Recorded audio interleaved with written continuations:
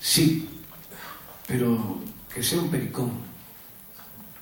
No le entraba un pericón por donde se le mirara. Estuvimos dando vuelta y vuelta y al final la musicalizamos. La grabamos hace un tiempo con el Pepe y medio contemplamos el pedido del maestro para no quedar mal. Vaya a saber la vuelta que tiene la vida.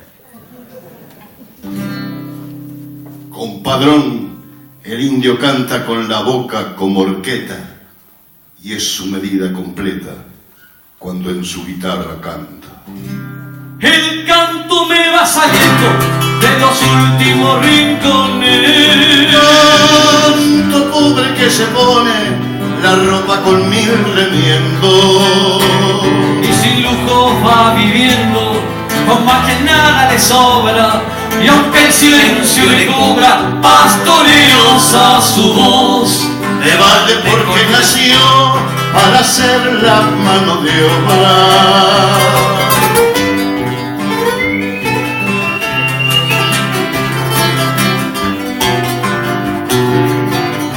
Se ha visto a algunos andar pidiendo y haciendo acopión, haciéndonos creer que es propio lo que usan pa' dominguear. es más lindo remendar lo que es de uno sin ayuda. De esto no le quede duda y es bueno en cualquier terreno. El que viste con lo ajeno en la calle lo desnuda.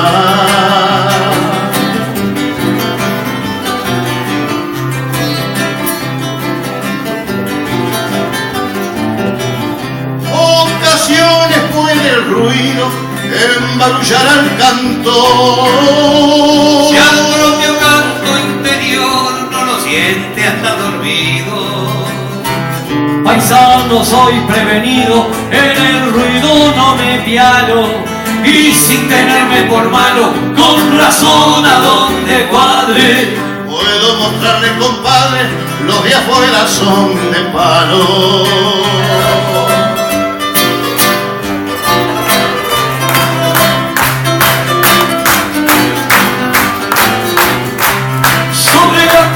Cantar, patria bajo el cielo en flor. Patria dulce que blandor sobre la tierra llorar. Sobre mi tierra cantar hasta la noche mayor. Vida que hacer es amor con la medida del hombre. Y en el corazón su nombre hasta la noche mayor. Hasta la noche mayor.